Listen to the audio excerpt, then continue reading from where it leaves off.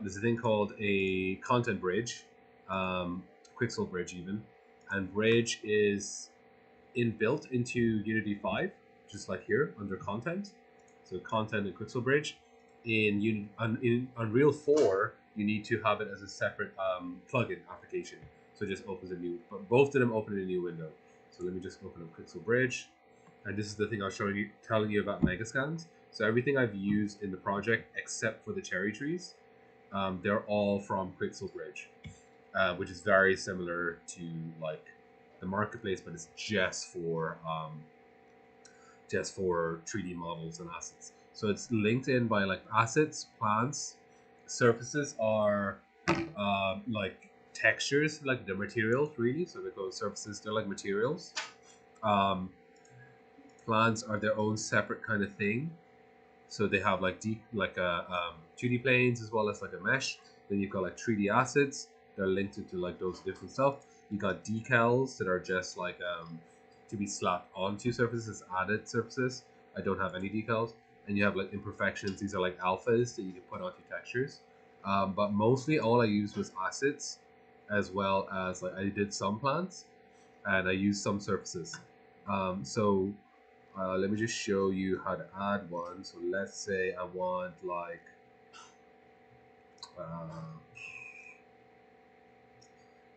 for some reason I want one of these. So I would click on it, and you can select multiple at the same time.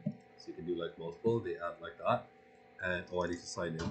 If you sign in with an Epic account, you get access to everything for free. If you don't sign in with an Epic account, you have to have like a membership. Am I signed in? I don't know if I signed in. Oh, I think I. Yeah. Yes. Okay, so I signed in and went back to this, but whatever. So you would download it, and you can download multiple at the same time by just like clicking on them, and you can just like download. Download, and then you can add. And add will add it to the assets folder, basically, the equivalent of the assets folder. Just clicking add. Has that been added? Yes. You can close Quixel Bridge then, and it is in the content browser. And they usually come in under like Megascans, 3D assets here.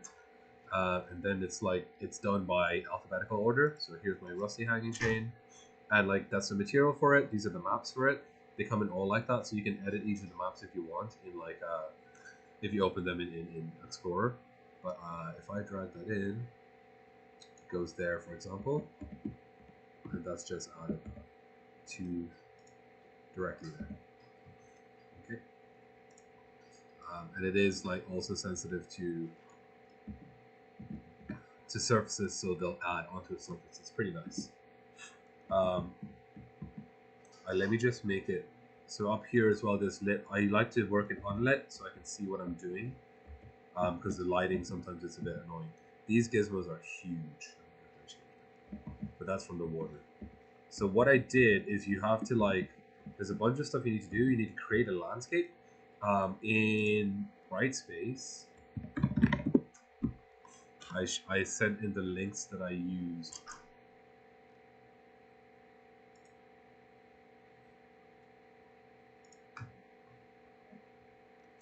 So that's how you enable Megascans and the landscape creation introduction. And water is like literally just a plugin that you can just like drag in. This was like where is it? Create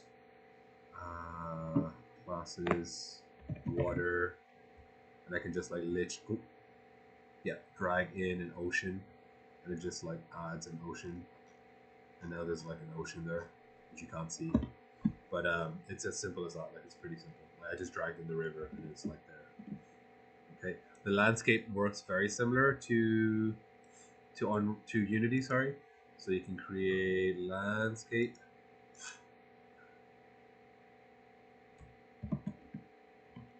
And it's like it has like a click on the landscape. So on the landscape, it has like a brush system as well. Like you can like go up and down on the landscape and edit it. So it's very, very similar to Unity. The only thing is that It's not as simple as Unity for painting. You know, the way in Unity you can like paint with brush, and you can paint like here's going to be this material, that's going to be that material. It's a much more involved process. I didn't even do it here. So like in the docs, this is the Unreal docs there. Oh, I need to go to landscape mode. So like there's the brush, and you can like raise it. It's very similar. I think it's Control Shift, sorry, to go down.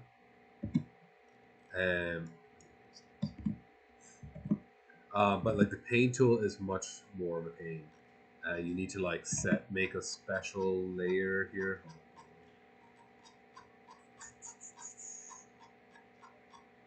You need to like create a node thing. You need to create a landscape material. You need to like set up nodes for it. You need to link them into textures. It's like a whole process. It's a bit ridiculous. Once you get it done, it seems to be simple enough. And it lets you like blend between the different materials. But like this is such a process to get set up. It does show you how to do it step by step, to be fair, in the documentation. But it is a pain to do it. So what I just did was I just literally dragged I just dragged a surface onto it in here. Yeah. So I got like a surface, the mossy ground surface, and I literally just dragged it in here. And then edited the tiling here, X and Y tiling. So I edited that to just make it tile less. That's all I did, just dragged it into the landscape. So that's landscape mode, that's editing mode. There's like foliage mode as well. That's just like for grass and stuff. And like these are stuff that I didn't use for this. So yeah, so content, pixel bridge, that's where most of the stuff is. That's really simple. You even have metahumans, but I'm not sure yet if you can add these. I know these are all the default metahumans. I'm not sure if you can add your own metahuman. I was trying to get that. In terms of lighting, that's very simple. So lighting is literally like create a like point light, for example, or like light and the type of light. So we can create one here, light, point light,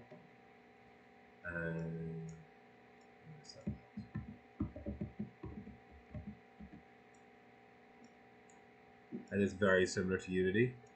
So like that's the point light there. You can call a name. If you scroll down here, like this is the equivalent of the inspector panel. So that's like light color, and then like intensity, radius and stuff. That's all like controlled here. So it's very similar to Unity once you get started.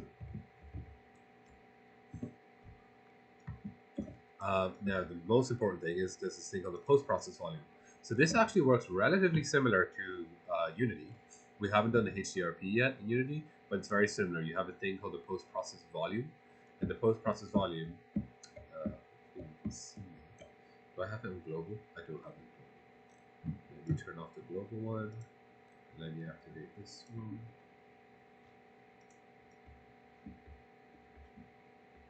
Okay, so can you see like when I exit the volume, it's lit like normally. When I enter the volume, it changes and the post process turns on. So this is very similar to Unity. It has two things as well. It's got a post process volume and it's got a global post process volume. So global will affect everything.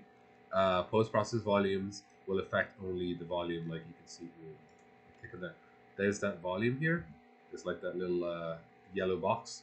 So only when I enter that box is it effect. Why you might want this is you might want to have, for example, film grain over everything. So that will be on the global post process. And then on the normal post process, you might want to be like when I enter a cave, it gets a lot darker, a lot like more contrasty and stuff like that. When I exit the cave, it gets different. But there's always a film grain over everything. So you separate those out. So one's for global and one's like a volume based post processing. Unity has the exact same thing. We'll look at that in a second.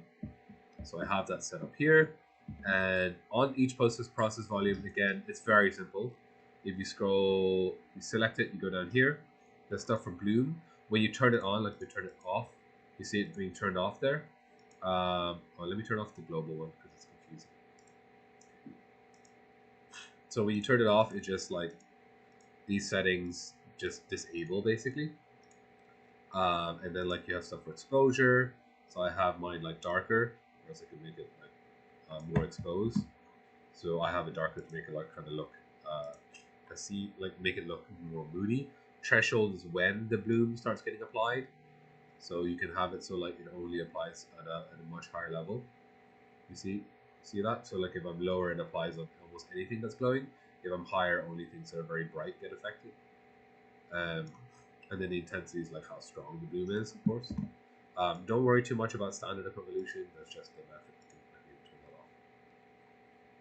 that off. Chromatic aberration, I don't have any, but it's the same as in Substance Painter. It's like this lens flare kind of thing, as if it's like from a CCTV. Excuse me. A dirt mask would be a texture that goes on. So if I have a lens, if I'm like wearing a helmet and I want like a dirt mask kind of thing over it, that would be like just a texture that goes in here. I've got a camera, so I can do like kind of like depth of field and stuff. If anyone does photography, it's all based on this. It won't really take effect until I move.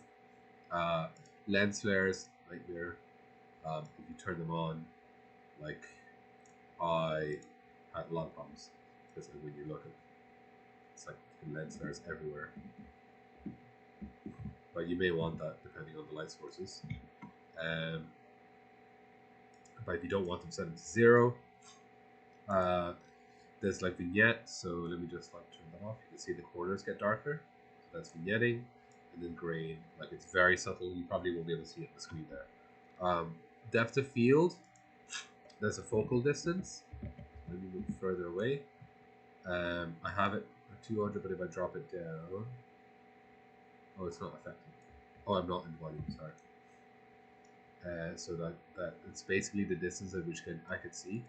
So I have like I can only see a little bit. So stuff here is clear and stuff like in the background is stuff. Color grading is one of the more difficult ones. So color grading, temperature is like whether it's cooler or warmer, and then tint is either towards magenta or green. So I have a tweak on both of those as well. So you see I'm trying to make it like look cooler, and the tint. Color grading is a little more intense than just like tinting everything. So I have a global one. You can control the global is like over highlights, shadows, and midtones. So like if I make it more purple there, that's affecting everything.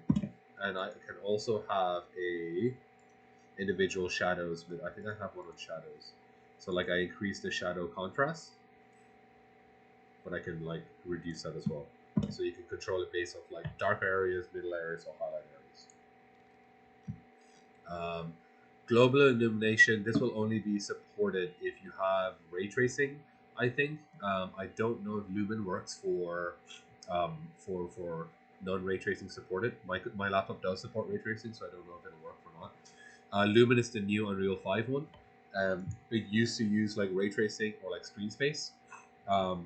If your computer doesn't support Lumen or ray tracing, it just goes screen space. But basically, like global illumination will control when light comes in and it bounces off stuff, whether there is shadows. So if I have like an item, if I have like this coffee cup over there, the coffee cup should like reflect a little bit of the color of whatever its surface is on, and the surface should reflect a little bit of the color of the coffee cup, and they're kind of both affecting each other. Just like it's really subtle, but that's what global illumination would do. Reflections will be the same except for reflections, so you can't even see, but there's like a reflection of the coffee cup in there, and that's what screen space reflections will do. And you don't really need to mess with any of the rest of this. There's like ambient occlusion and stuff.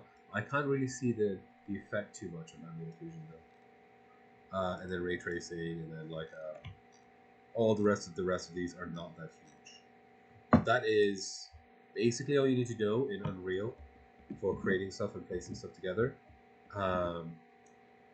The Quixel Bridge is amazing. Like, this is fantastic. There's a lot of stuff in there. Have you all seen Metahumans yet? No? Let's go. You need to ask for access.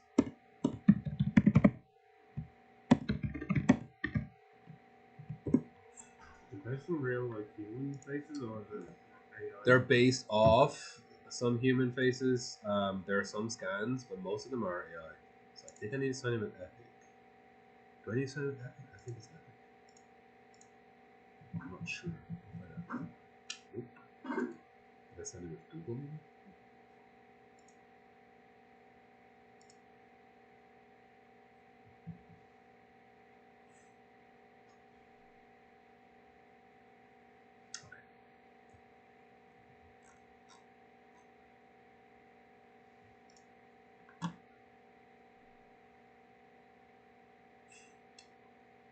Hopefully we have time, because it's based off a queue system, so it's not like you can't just drop in straight away. I think they're hoping to release it as an actual app standalone, but right now it's I think it's like on the cloud. So I might need to wait for that. Meanwhile, go H2.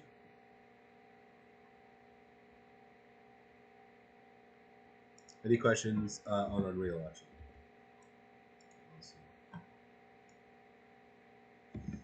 It's honestly not that hard coming from Unity. I haven't looked at the sequencer yet, but I can't imagine it being that different. This thing is cool, but obviously the difficulty is exactly what we're talking about. If we're going to create items that that fit in the scene, they obviously need to be the same fidelity. And all of this was from the content bridge.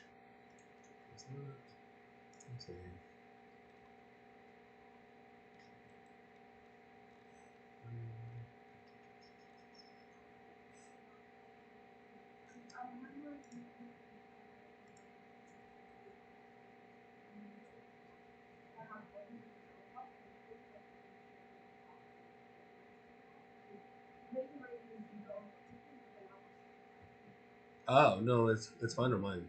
I don't know if that's because it was an older version, because I do remember in old Unreal you had to bake. Like, well, you didn't have to, but you kind of needed to make things look good. Whereas with Lumen, like I haven't baked anything in there. I'm sure it'll look better if I bake, but I'm just using Lumen. Oh, I guess I was working with this before, but let me go away. Can I make another one?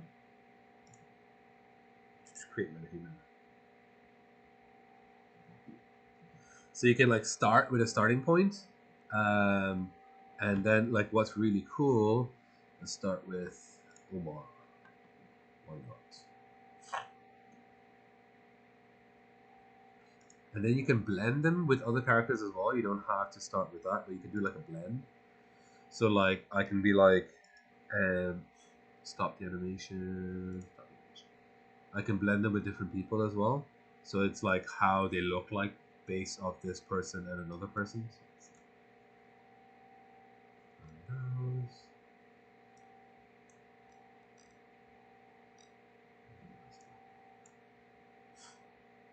And you can add even more.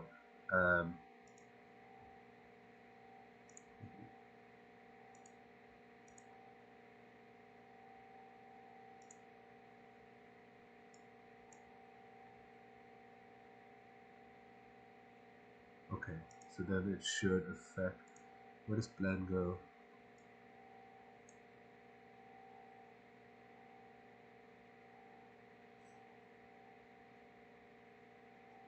Download here. Oh, here. Okay. So like on the different points on the face.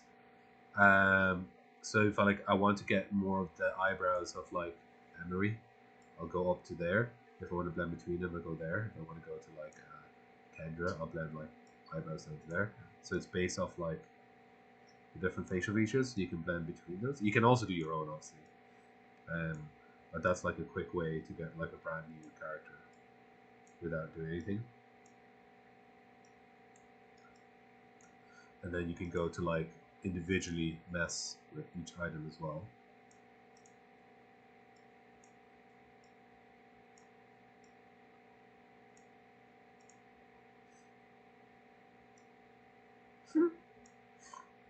And this is terrifying. Yeah. And it's like even like teeth variation, like how jaggedy they are, like how dirty they are and stuff. I don't know if you can give them braces.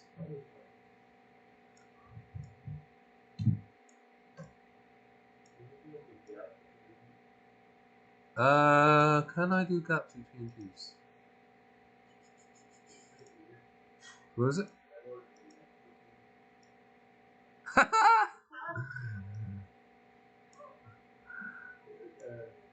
Oh my god.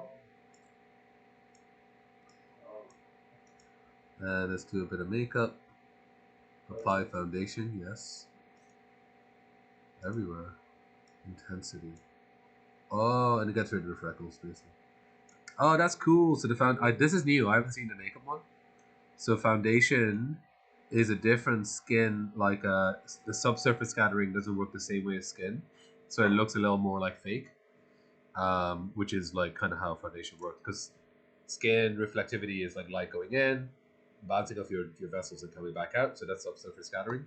So it's obviously reducing the subsurface scattering if you add too much foundation, which is interesting. You can do like eyeshadow.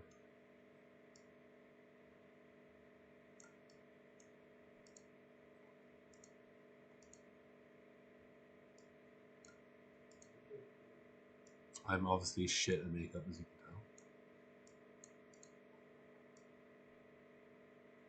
Super shiny. Yes. Put over. And then like hair and stuff like this. So if you want to mess around, this one you don't need to have anything installed. I would definitely have a try of this. I think you should get instant access. So if you like go to Unreal, like literally just search MetaHuman Creator Unreal Engine, and you need to sign in with an Epic account, you should be able to mess with this. I want to go back to my original human. I don't like Omar.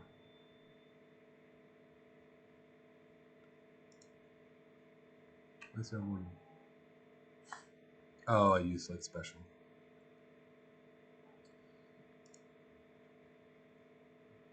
And then when you like preview, you can like press an animation play, and these animations show you like how it works in real time. And it's really cool because you can like change stuff in real time as well. So like,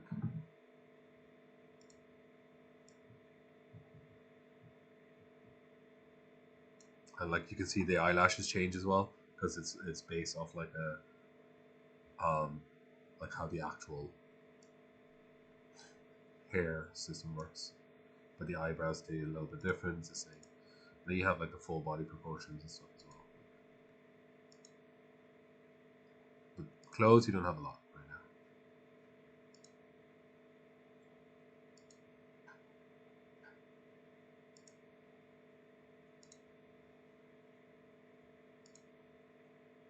These are just like kind of basic. It's more about the faces, to be honest. So that's where I started actually. And you can see that's the mix that was chosen, and they're all based off like different mix of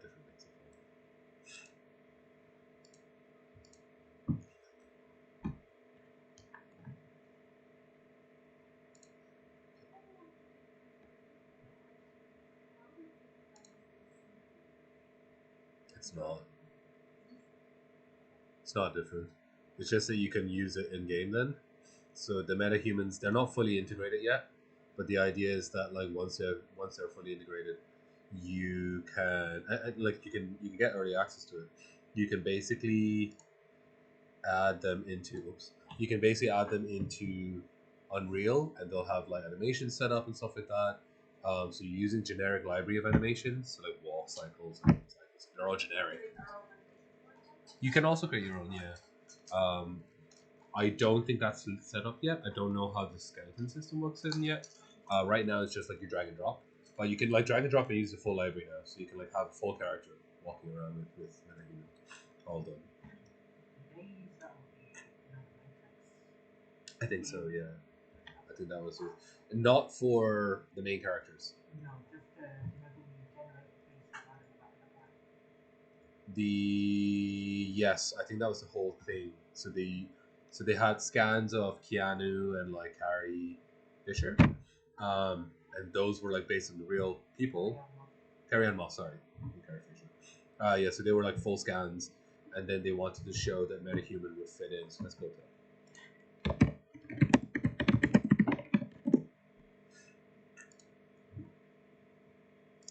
Yeah, it's literally the car scene, which is the one that's shown in the thumbnail. Yeah, that's a Metahuman. Right on. Do you know about this? Yeah. Hey, where is it? Right here. Try to fight this out. I sometimes miss his version. Their scans. They're from the actors. And that's a metahuman, so that completely doesn't exist. That was generated through that system. Or you can't even see it. What the hell are you doing back there? Sorry, I'm... Yeah, so she's completely fake. Completely created from that system. And they wanted to show that they could blend with real. Which they kind of do in this scenario. Cool.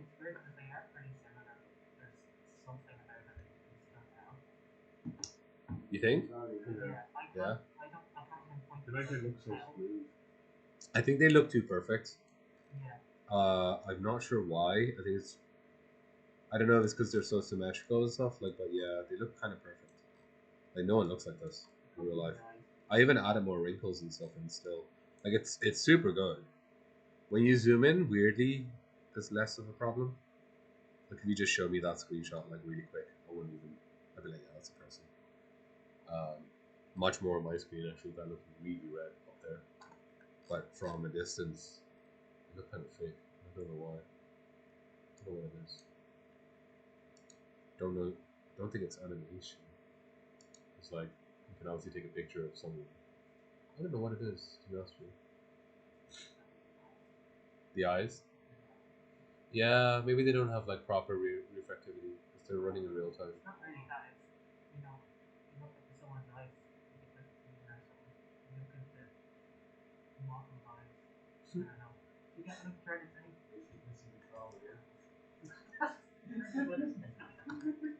Okay, so what I was thinking is if you would like to sign in to Metahumans and have a go at that, and I will also show you on Unity, sorry, Hdrp, and we'll discuss which one we want to use. We don't have to make a decision today. But all you need to do is just search Unreal Metahumans, and you sign in.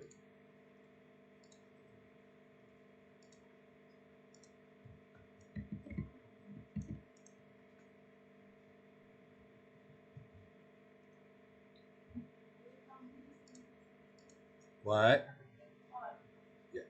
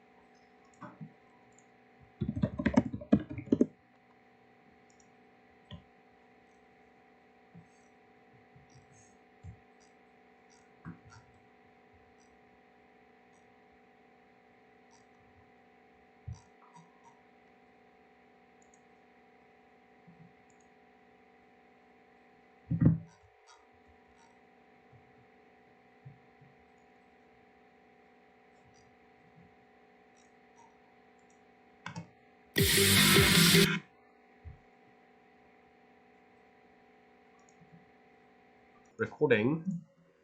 So if you when you launch Unity and Unity Hub, let me just do that actually. Unity Hub.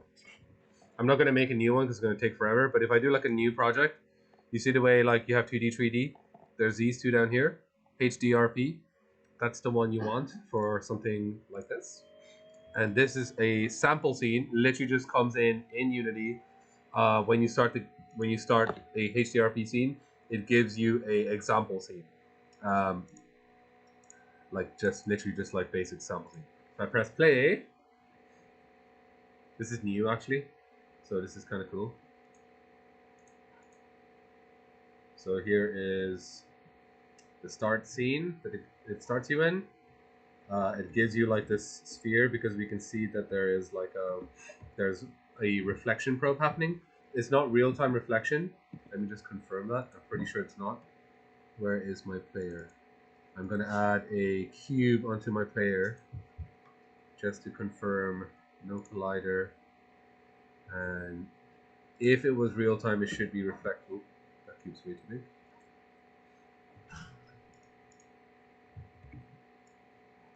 If it was real time, it should be reflecting the cube, but it's not. Yeah, it's not. So it's not a real time reflection. Okay. I will show how to turn that on later. The scratches and all this stuff, that's just like typical HDR, typical Substance stuff. So it looks really good, but it's just a really good texturing. But we can see there's a bloom. There's a shiny bloom there. And we do have some reflection probes. So let's go out. Here you can see there's more reflection here. See that like the puddle is reflecting the next thing. And it bases it on a smoothness, sorry. And the same here, just like a nice little reflection in the ground. You can see the normal mapping having a bit of details. And this, we have like these God rays. So these are real time. These are based off, they're not like planes that they used to be. This is volumetric lighting. So if you want this kind of effect, this is called volumetric lighting. So it's actually like casting shadows volumetrically based off fog. That's like the intro scene. There's like little butterflies and stuff animating around, and there's a dust particle system happening. These are real-time lights as well. Those lights up there, and you can see like this exposure happening. See where it's dark down there, and then as I move in, it lightens up. So that's called HDR. There's like a setting built in, and it basically high dynamic range. So it'll adjust the exposure based on what you're looking at, and it's simulating your eye. So if you look at something bright, your iris will close because it's too bright, and then when you're in the dark room, it'll open up. So that's simulating that. So when I go here, this gets brighter, and we have this scene here created. Okay, so let's have a little breakdown of what's going on. So remember I was talking about the global volume and like individual volumes. So here they are. These are like individual volumes. So this volume is affecting just that room. This volume is affecting the other room. And then there's a global volume over everything. And you can see there's a bunch of settings set up. So visual environment is basically what type of sky it's using. A HDRI sky is like a procedurally generated sky. And you can like control, let's see the way I can like control the skybox. Now it doesn't affect lighting, it is just the sky. And then we have tone mapping. We don't need to worry too much about tone mapping, but basically having it on or off, kind of like, it's hard to explain. So we have like a neutral. It's kind of like a filmic After Effects kind of thing. And you can do like a custom one as well. So you can control like how shadows and like highlights interact with each other. Okay, but you can do like an ACES. That was what it set at, right? ACES. Exposure, the same as before. There's a bunch of stuff, but you can just do like a basic exposure, which is just like lightness. There's a fog. Let's see. I think if I do attenuation distance, I can't remember if I go to maximum or to like, yeah. Okay, that's. So that's like fog everywhere. All right, so you can see that. So there's like it simulates fog, and now there is like like stuff in the background is like way reduced on like what I can see. So that's like a very smoky, very dark room that also affects volumetric lighting. So if I have volumetric lighting happening, it will affect how it looks like. And then the height is like where it starts from. So if you have a much larger scene, the height will control like how high it goes. And if you're on top of like a mountain, it won't affect that. The volumetric fog will also, you can also do like a tint. So it will color stuff in the background. You can see it here, but it's not happening that much here. It's only like stuff far away, it tints. And then whether the fog is volumetric or not controls whether it's affected by the light. So you can see when it's volumetric, it gets more yellow because it's being affected by the light. So it's volumetrically taking lighting. Otherwise, it just takes whatever the color of the fog is. Okay, so let me put that back to light. Shadows is its own separate thing. It's like it controls basically shadow quality. There you go. Shadow quality. So like that's how far shadows are because it's doing real time shadows and it's doing like high quality shadows as well. You don't need to worry too much about these ones, these splits. But you just the most important thing is like your max distance. Contact shadows are like things where they like touch like these little things. You can barely tell the difference, to be honest with you. But they're like really. I wonder is there a place you can see them more obviously. I'll talk through all these things later. I wonder here with that contact shadow. No, you can barely tell, to be honest. And then we have Almond Occlusion. This one you'll be able to tell more. So I don't know if you can see that. There's like a little softness around everything, especially in the trees. Like everywhere there's like contact shadows. Almond Occlusion is definitely much more of a thing. Let's see if you look down here. It's much more obvious.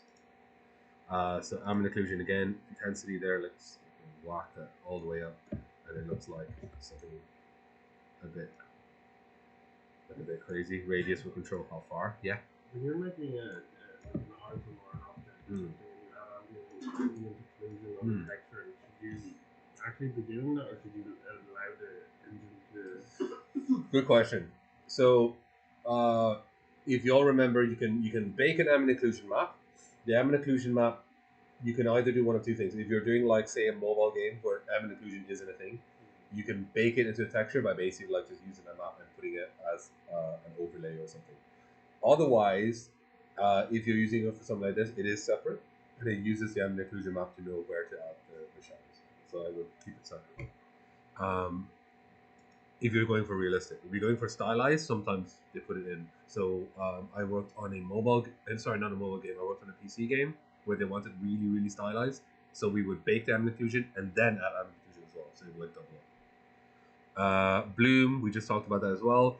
I think the bloom is a bit better in Unity, so that's intensity. Threshold is like, so I can be like only the really light stuff will, so like only that really light shiny bit will actually bloom, because I set the threshold to like 4, whereas if I set it to like what it was 0, everything blooms. So and then scatter just like controls like the distance almost, and the intensity is how strong it is. You can tint as well, so you can like tint so the blooms tint like slightly, see like that, if you want for some reason. So that is simulating if you have like a windscreen and or a visor, and if that visor has color on it, it will bloom like that. So turn that off. Motion blur only works when I'm moving, obviously, and that's like when I move left and right, it blurs everything. And then film grain is like, let me make it really intense. There we go. Can you see it? Yeah. So that's just film grain, and it animates as well. Then we got screen space refraction. Refraction is like light passing through the glass and stuff. You can kind of see it. It's not huge, but you can kind of see it. Now I'm gonna add also.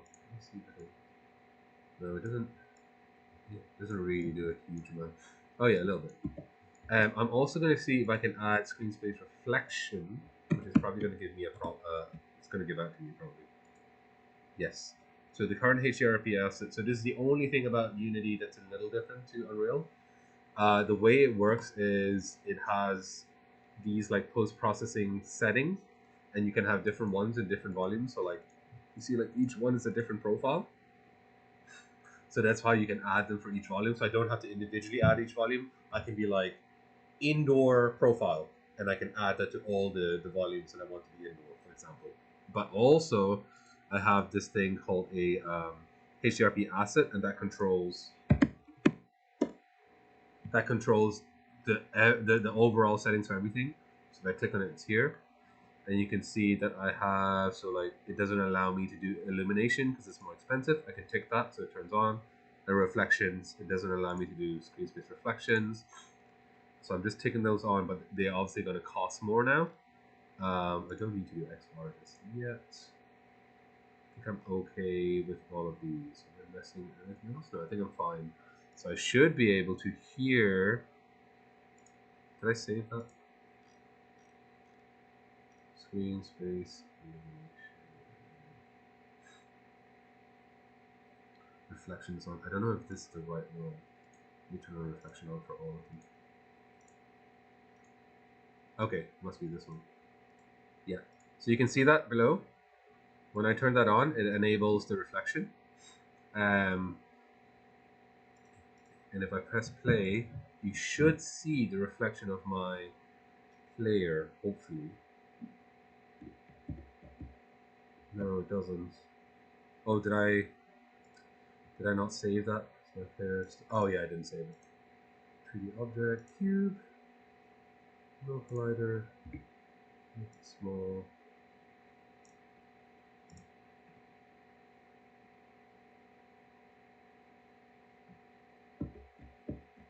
No, it's not working.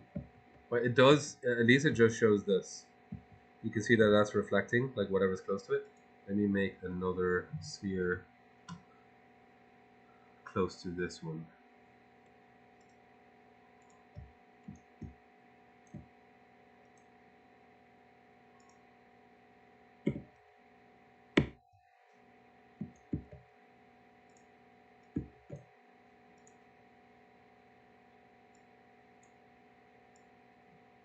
Oh, my reflection probes are overriding it. That's really annoying.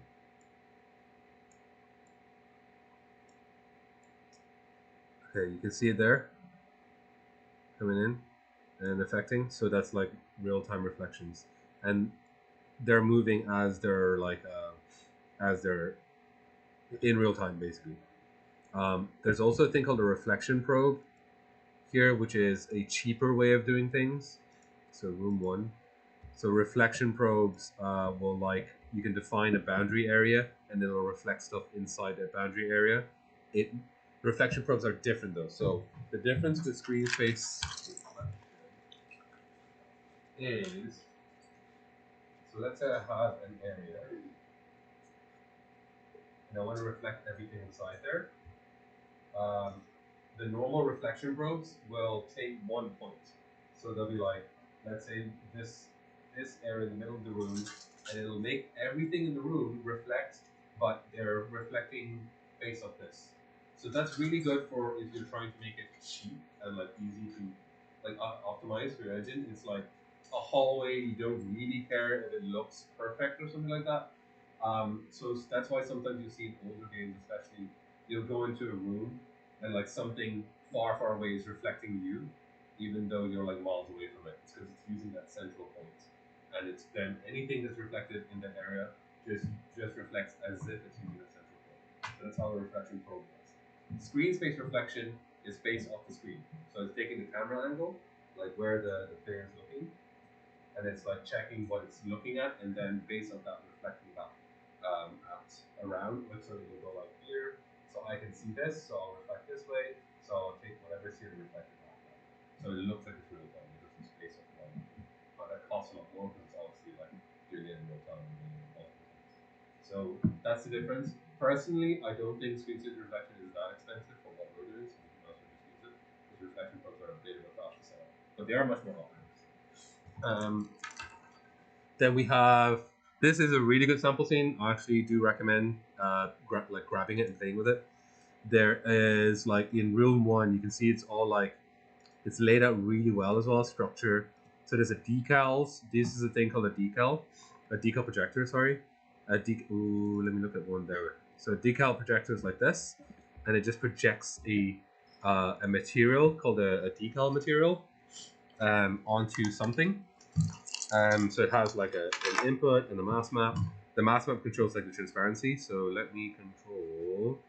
So if I do, let's do like, where's the tiling? Let's see tiling. Oh, here.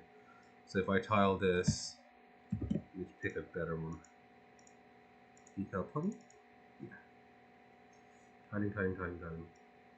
You can see that I can add more of that material and control it that way. I can do like an offset as well, so like to tile the base off this Hdrp decal material.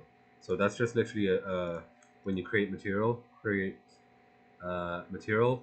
on the type, it is Hdrp decal, that one. And there's like specific ones for it, but most of the time you'd be using like lit, and if you're using decal, use decal. Have we ever in Substance exported to Hdrp? We never have we? We haven't? Okay, let me do a quick one of that. So that's a decal. There is the rest of it's like, so VFX, we might do a class on VFX, but not right now. VFX is a visual effects. It uses a visual effects graph. It's not like a particle system. It's slightly different. And with VFX, you can have thousands. Like, I don't know if anyone's ever seen.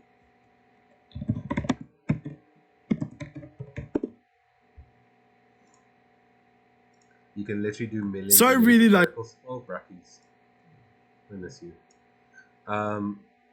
So it's very similar to the particle system, and it has nodes similar to shader graph. But you can like interact with millions and millions of particles. It's much more powerful, and you can do a lot of that with that. That's why I had a lead for VFX, because it's a big job just by itself. So you can see they're like they've used it here, but it's not huge. They just have like some basic small stuff in here, but you can go crazy with it.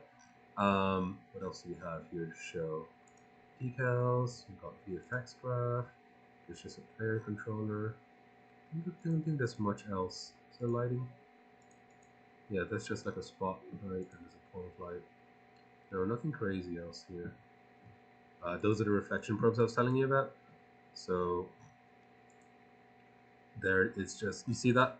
That's exactly what I was talking about, that little shiny area. So it's taking that shiny thing. So anything that I put in there that's shiny will basically use that probe as the basis for its reflection. But yeah, that's basically it. So let me just show you then Substance Painter. Let's export something for Hdrp, which is really easy.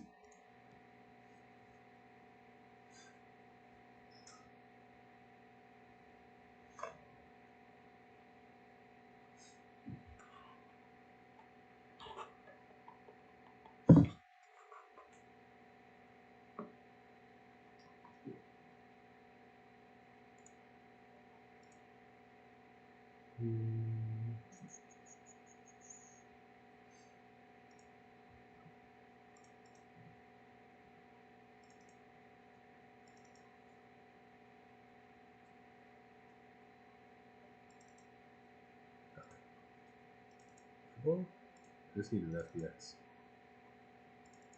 I don't know what this is. No.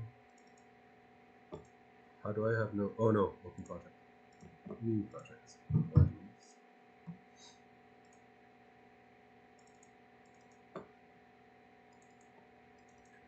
Just cube.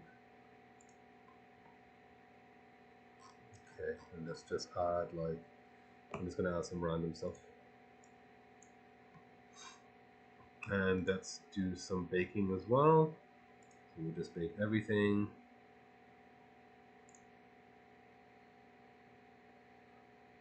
Okay, so we've got everything in there. And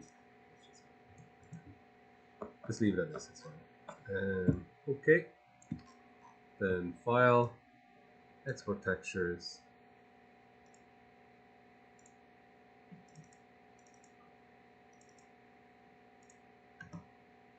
And the output template that I want is now going to be Unity HD render pipeline. I'm going to do metallic standard export, and I think that's done. So if I go back to that website, sorry, to that folder. So that's how it comes in. It's got like a base map, so that's the albedo, the same as the albedo. It's got the normal map, and we know what those is. And then it's got this thing called a mass map. So what the mass map does, you don't really need to know, but just it's good to know, is, you know, the like roughness, metallicity, the specularity, they're all baked into one map, and this is called the mass map. And what it does is every image, every like a color image has a red, green, and blue channel. So it's whatever the red pixels show, the green pixels show, and the blue pixels show. What the mass map does is it puts like the metallicity into the red channel, then it puts the smoothness into the blue channel, and it puts like what's the last one? I think roughness into like the green channel. So it basically keeps them in separate channels. So it's using one picture for three things. So it's very optimized. So that's why it does that. So we get basically bang for our buck. It can't do it for a normal map because the normal map needs red and blue. It needs like RGB for like the directions. That's why it like kind of looks purpley. And it can't do it for the albedo because the albedo needs RGB to show all the colors. So to put that to Unity, super simple. Is that an FBX? Yes. So let me Discord. Let me put that into Unity. Import new asset.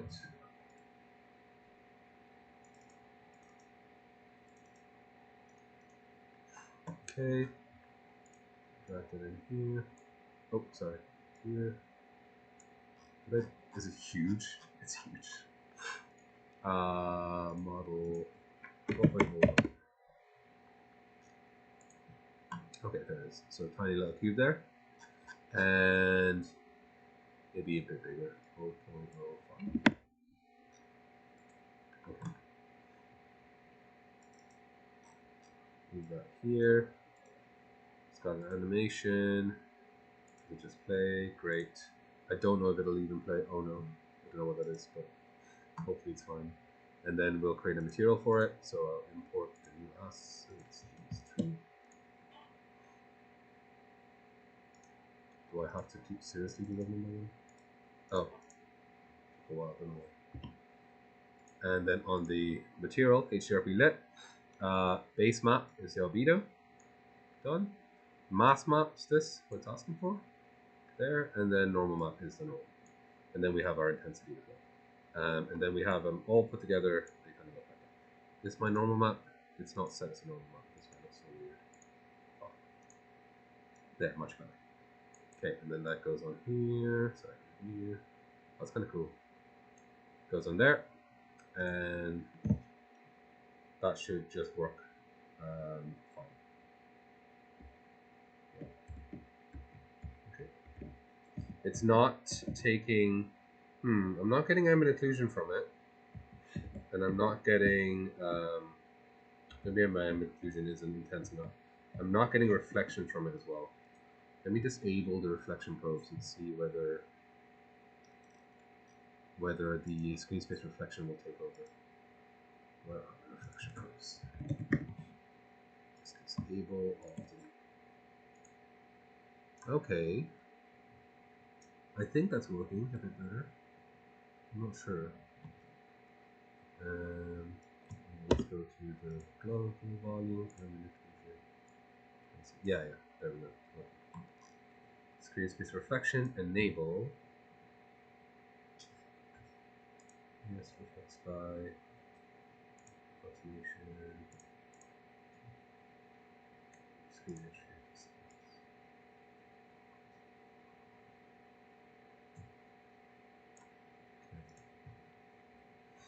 Is that working better now? It's not. Maybe it's not reflective. Maybe it's not reflective enough. But yeah, That looks pretty good. And that was like a 2-second job from Substance. Huh? Any questions? Cool. All right, so then the question is like, I guess, whether you want to work in. So as you can see, Unreal is a lot easier because you just drag stuff in, drag a volume, create a volume, and just like turn things on. Unity is not much harder. We do have more granular control, which makes it a bit more complex.